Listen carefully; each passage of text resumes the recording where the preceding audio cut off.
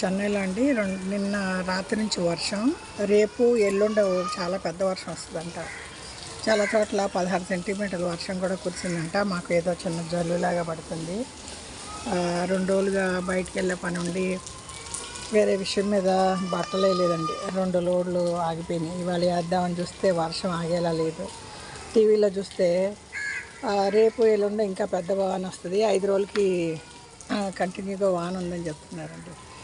సరే కానివ్వండి, ఎండ వచ్చినప్పుడు మనకు కుదరలేదు, మనకు కుదిరినప్పుడు ఎండ రావట్లేదండి. అదే 2 రోజులు ఉతికినా అండి, అక్కడెక్కడ తడి బట్టలు వేసుకునే బదులు ఎండ వచ్చిన రోజు ఉతుక్కోవచ్చు అనేసి అన్నీ ఒక వారం పెట్టేసా.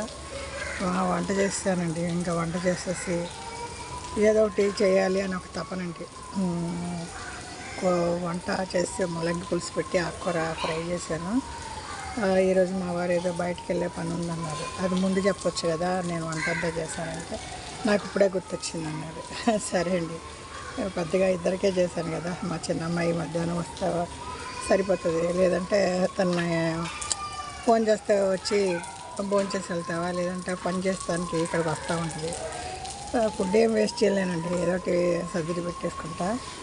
అదండి, ఒకరోజు ముందు చెప్తే వండేది తగ్గించుకున్నాం, లేదా అసలు వండకుండా మిగతా ఉన్న ఐటలతో అడ్జస్ట్ చేసుకున్నాం, అట్లా చేస్తాము. ఒక్కొక్కసారి ఇలాగే జరుగుతూ ఉంటుంది.